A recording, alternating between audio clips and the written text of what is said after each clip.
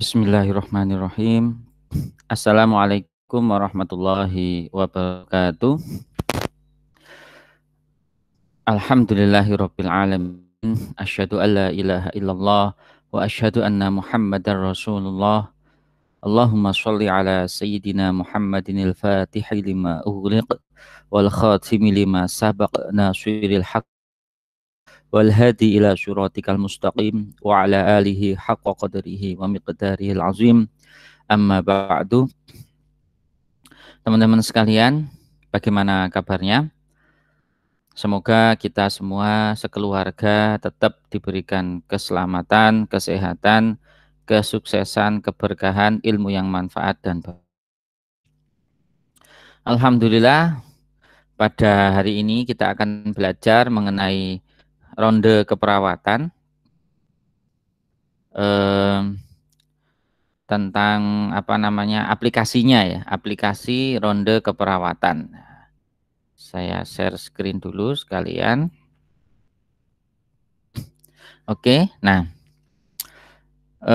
sebelum kita memulai belajar, mari sama-sama kita awali dengan berdoa terlebih dahulu.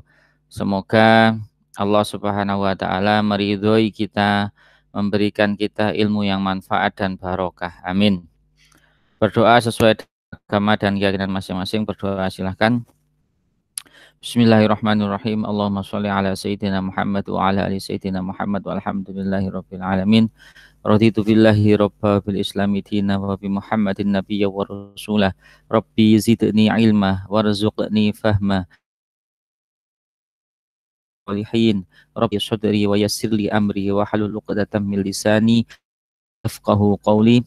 Rabbi ighfirli wa liwalidayya warhamhuma kama rabbayani shaghira. Rabbana atina fid dunya hasanah wa fil akhirati hasanah wa qina adzabannar. Subhana rabbika rabbil izzati amma yasifun wassalamun alal mursalin walhamdulillahi rabbil alamin. Amin. Alhamdulillah teman-teman sekalian ya, kita semua tetap diberikan nikmat kesehatan, nikmat kesempatan ya, sehingga kita bisa belajar di tengah pandemi ya, di tengah musibah, di tengah kesengsaraan. Kita berusaha tetap untuk bisa produktif, kita berusaha tetap untuk bisa kreatif seperti itu. Nah, oke, ronde keperawatan. Kita masuk dulu di definisi ya. Nah, kalau secara definisi ronde itu adalah kegiatan ya. Kegiatan yang dilakukan untuk mengatasi masalah keperawatan pasien yang dilakukan oleh perawat ya, yang melibatkan pasien. Nah, ini saya tambahi dan juga tenaga kesehatan yang lain. Tujuan utama seorang perawat melakukan asuhan keperawatan itu adalah semata-mata untuk menyembuhkan pasien yang sakit. Nah, kalau yang sudah sembuh berarti mempertahankan kesehatannya. Nah, kalau yang sudah sehat berarti meningkatkan kesehatan. Itulah perawat. Jadi caring ya, dimaknai adalah kita holistik. Hanya melakukan perawatannya pada orang-orang yang mengalami keluhan. Tidak, tapi termasuk orang-orang yang sehat juga. Dengan kita kan bagaimana melakukan aktivitas dan pola hidup yang sehat itu juga termasuk asuhan keperawatan. Nah, untuk ronde ini spesifik fokus pada pasien yang sakit dan istilahnya lama kok nggak sembuh-sembuh ya, begitu. Nah, sehingga itu perlu kita lakukan yang namanya ronde keperawatan, begitu. Nah, ronde ini dilakukan pada kasus, tidak semua kasus atau tidak semua pasien.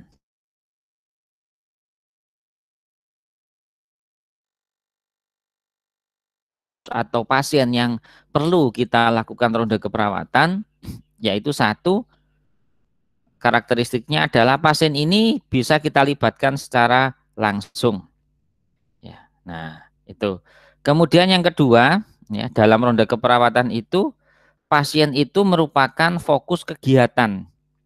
Jadi kita ini fokusnya kepada pasien, bukan kepada perawat atau tenaga yang lain. Nah, terus kemudian di dalam ronde juga itu apa namanya, ada diskusi bersama, ya. Diskusi bersama antara perawat dengan konselor, ada juga perawat dengan tenaga kesehatan yang lain. Nah, jadi perawat konselor ini mutlak ada ya di dalam ronde keperawatan, harus ada maksudnya. Kenapa? Karena perawat konselor ini berperan untuk apa ya, meningkatkan kreativitas dan juga sebagai pengarah, ya, mengarahkan. Karena perawat konselor ini tidak bisa kita pilih secara sembarangan seperti itu. Dia memang harus ahli begitu ya. Nah, kemudian perawat konselor ini juga punya tugas yaitu membantu mengembangkan kemampuan perawat dalam meningkatkan kemampuan untuk mengatasi masalah pasien. Nah, ini untuk karakteristik dalam ronde keperawatan. Ya, oke. Nah, untuk karakteristik pasien, insya Allah nanti ada ya. Pasien seperti apa yang harus kita rondekan begitu. Oke, kita lanjut dulu. Nah, ini juga karakteristik tadi ya sudah saya sebutkan ya, melibatkan pasien. Ya. Kemudian konselor memfasilitasi. Nah, ini sudah saya sebutkan ya. Konselor membantu perawat dalam keterampilan untuk meningkatkan keterampilan untuk menyelesaikan masalah. Oke, kita masuk dalam yang berikutnya adalah tujuan. Tujuan ronde. Secara umum, ronde itu tujuannya ya satu, menyelesaikan masalah pasien. Jelas itu. Nah, cuman di sini pendekatannya adalah dengan pendekatan berpikir kritis. Jadi kita tidak bahkan biasanya gini enggak. Tapi kita juga melibatkan konselor dalam arti untuk memfasilitasi kita, mungkin saat ini ada model perawatan terbaru atau ada beberapa hal yang sekiranya itu sudah lama dan tidak bisa kita gunakan lagi. Karena ilmu itu terus berkembang. Nah, makanya tujuan khusus dari ronde yaitu menumbuhkan cara berpikir kritis dan sistematis, ya, itu untuk ronde keperawatan. Nah, kemudian meningkatkan kemampuan validasi data pasien.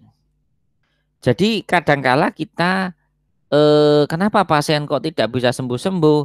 Bisa jadi mungkin karena ada data yang terlewat begitu. Ada data yang terlewat yang tidak kita catat misalkan seperti itu. Sehingga ada dalam ronde itu bisa meningkatkan kemampuan kita dalam memvalidasi dan memikirkan atau istilahnya itu menyelesaikan permasalahan pasien menggunakan data pasien tersebut begitu. Ya. Oke, kita lanjut berikutnya. Nah, ada juga tujuannya yaitu meningkatkan kemampuan diagnosis keperawatan, menumbuhkan pemikiran tindakan keperawatan yang berorientasi pada masalah pasien, meningkatkan kemampuan memodifikasi rencana tindakan asuhan keperawatan, kemudian meningkatkan kemampuan justifikasi, dan yang terakhir meningkatkan kemampuan penilaian hasil kerja. Nah, oke, kita masuk dulu pada manfaat ya. Ini masih beberapa teori-teori. Nah, manfaat dari ronde keperawatan adalah masalah dapat teratasi. Nomor satu itu jelas. Kebutuhan pasien terpenuhi. Kemudian tercipta komunitas keperawatan yang profesional. Ya. Terus ini terjalin kerjasama ya, terjalin kerjasama antar tim kesehatan. Ya. Terus perawat dapat menerapkan model ASKEP dengan tepat dan benar. Ini adalah manfaatnya. Manfaat dari ronde keperawatan. Oke, selanjutnya pasien. Nah, ini yang ingin saya sebutkan tadi. Kriteria pasien yang pertama adalah mempunyai masalah yang belum teratasi meskipun sudah dilakukan tindakan keperawatan. Jadi misal ada pasien sudah dirawat selama seminggu misalnya, datang itu dengan apa ya, demam, demam kelamaan seminggu ya. Ya enggak apa-apa wis, perumpamaan ini, demam. Ya kan. Demam ini kan paling tidak itu sehari 2 hari kan sudah ada penurunan begitu. Ternyata sampai 3 hari itu suhunya tetap 38 misalnya. Kok enggak turun-turun? Sudah dikasih obat ini kok enggak turun-turun. Nah, begitu. Nah, itu kita lakukan ronde. Atau satu lagi apa namanya? Luka misalkan pasien datang dengan open fraktur, ada luka gitu kan, ada luka atau kecelakaan lah, ada luka agak dalam begitu. Nah itu luka ini kan paling tidak 3 hari itu sudah mengalami proses perbaikan. Ternyata sampai seminggu ya, bahkan mungkin 10 hari misalkan, ini lukanya tidak ada perbaikan, bahkan melebar misalkan begitu. Nah ini berarti ada masalah yang belum teratasi. Padahal sebelumnya udah dikasih obat, dikasih salep, dirawat luka, kemudian kasih antibiotik, misalkan seperti itu juga pasti ya. Nah, kok ternyata tidak ada perbaikan. Nah, ini juga masuk dalam kriteria pasien yang perlu kita lakukan ronde keperawatan. Kemudian pasien dengan kasus baru atau langka. Mana kasus baru atau langka ini semisal di begitu ya, dirawat inap. Itu seringkali merawat pasien dengan kasus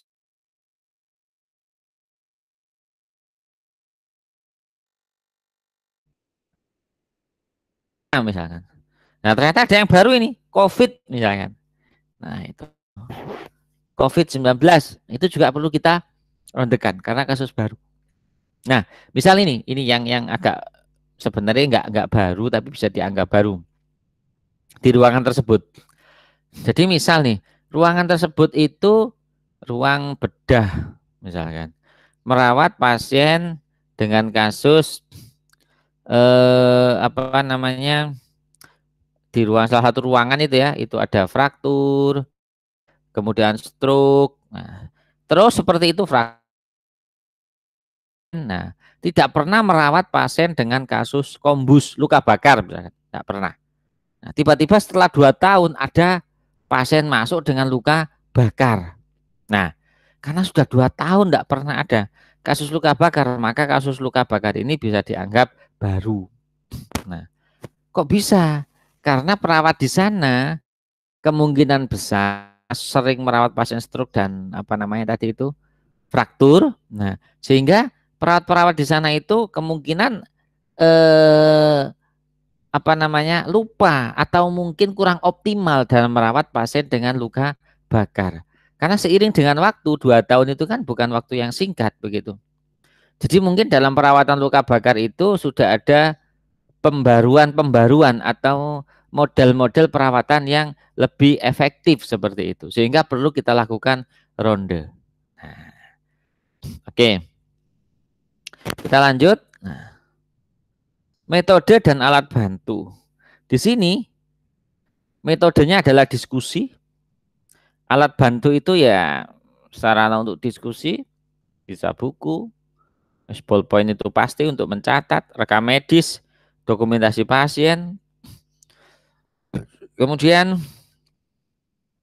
kadang perlu juga menggunakan apa namanya LCD, ya laptop. Nah, yang sekarang ya.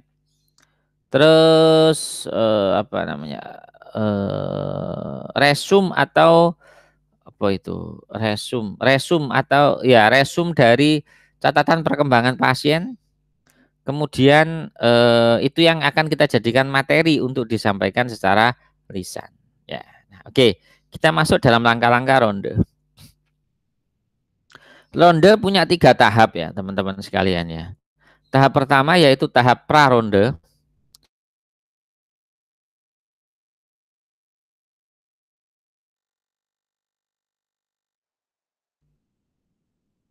Kan misalkan pagi hari ya saat timbang terima semua perawat melaporkan ya ada laporan bahwa pasien bed berapa begitu sudah 10.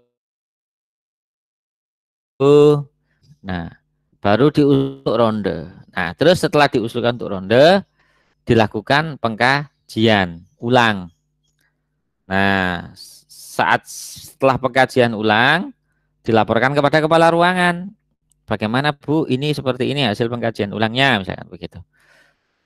Oh iya Mbak, ini kok memang sudah lama ya, kasihan pasiennya nggak sembuh-sembuh. Ya sudah, em, gimana kalau kita rondekan aja, nah begitu. Iya Bu, saya juga mengusulkan untuk ronde, nah misal seperti itu ya. Nah akhirnya diusulkanlah untuk dilakukan ronde. Nah kita kembali dulu ke pasien untuk memberikan apa namanya, memberikan inform konsen ya, inform konsen, diberikan inform konsen. Oh, ya diberikan inform konsen. Nah, inform konsen ini kita sampaikan kepada pasien dan keluarga. Ibu, bapak misalkan ya, ini kami mau melakukan ronde keperawatan. Jadi bagaimana, apakah bapak dan ibu bersedia? Ronde itu begini Bu, kasih cerita, kasih pemahaman, kasih edukasi kepada pasien dan keluarga.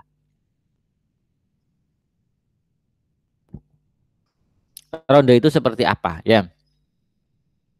Setelah dikasih penjelasan, maka keluarga pasien dan pasien akan berpikir, oh iya gak apa-apa, tidak apa-apa. Ini kan juga untuk kesembuhan saya, misalkan begitu. Oke, berarti pasien dan keluarga kita suruh tanda tangan di lembar inform konsen, begitu. Nah, setelah itu membuat janji dengan para tenaga kesehatan yang lain, ya. Nah, untuk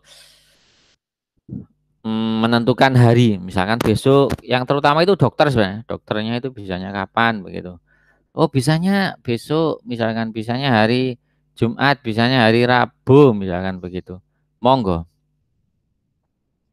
Nah, untuk penyajian masalah isinya adalah satu diagnosa keperawatan, kemudian yang kedua apa namanya data yang mendukung, kemudian intervensi yang sudah dilakukan, terus hambatan apa saja yang ada saat melakukan perawatan. Nah, begitu. Itu juga perlu kita apa namanya sampaikan. Ya, oke, kita lanjut.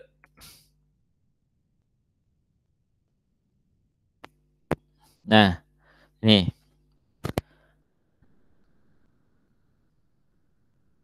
oke, sebelumnya kita kembali dulu ya.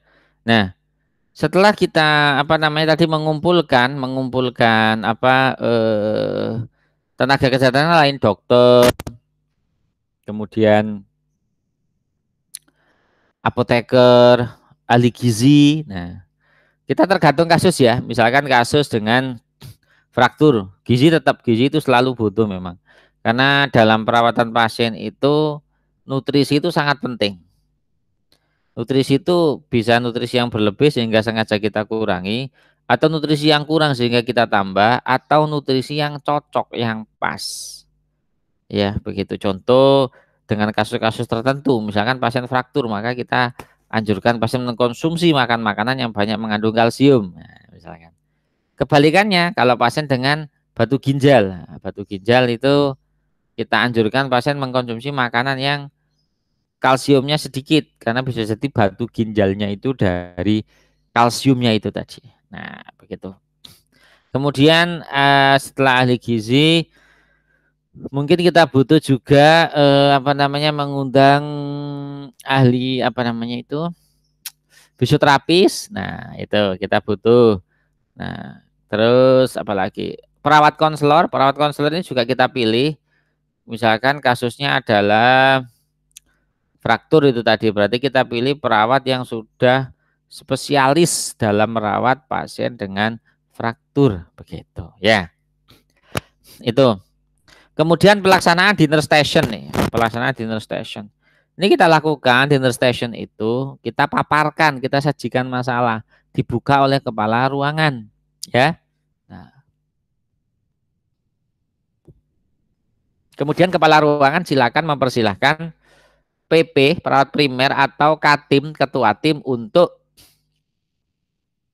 menyajikan masalahnya, menyampaikan rangkumannya, resum dari keadaan pasiennya, begitu ya.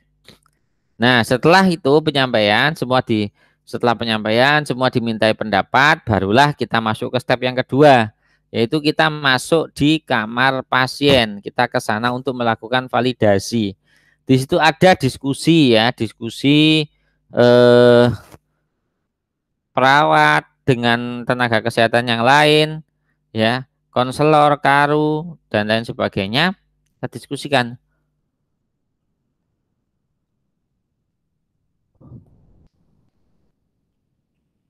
Kita diskusikan. Nah, ya.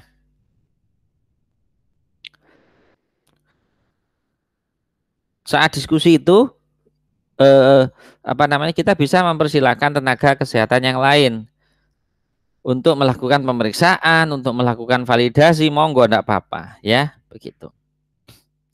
Kita persilahkan. Nah, terus diskusi itu dilanjutkan di nurse station, ya. Untuk kesimpulan yaitu masuk dalam pasca ronde. Ini masuk dalam pasca ronde ini berarti apa namanya? Penyampaian kesimpulan. Nah, gitu loh. Ya, penyampaian kesimpulan apa tadi setelah melakukan validasi, setelah melakukan apa namanya itu pemeriksaan, mendengarkan laporan dari resum pasiennya, berarti apa yang perlu diubah, terapinya, kemudian aktivitasnya atau dietnya, adakah yang perlu dirubah.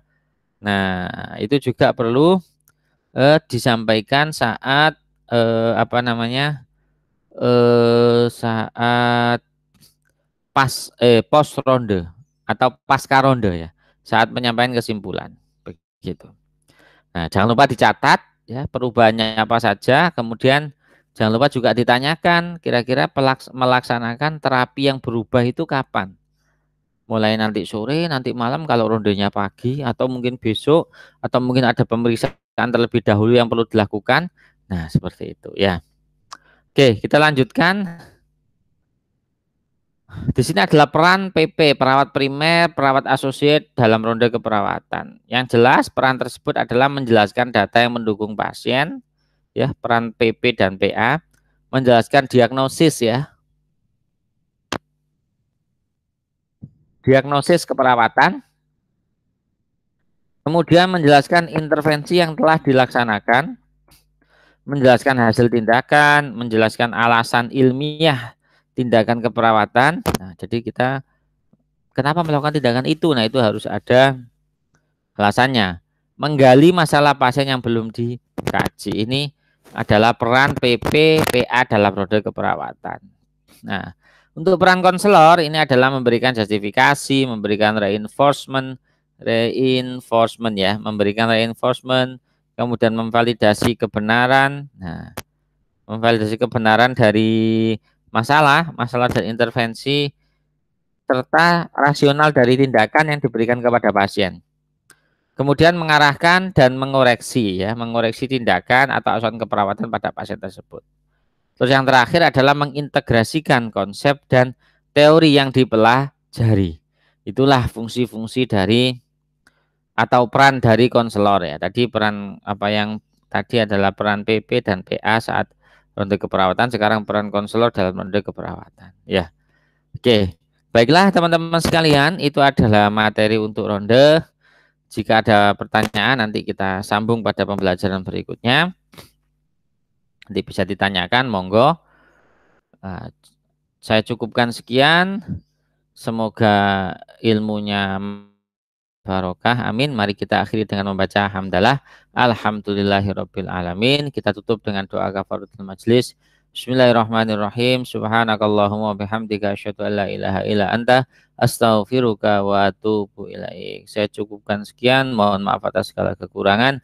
Saya akhiri wabillahi wal hidayah wal inayah. Wassalamualaikum warahmatullahi wabarakatuh.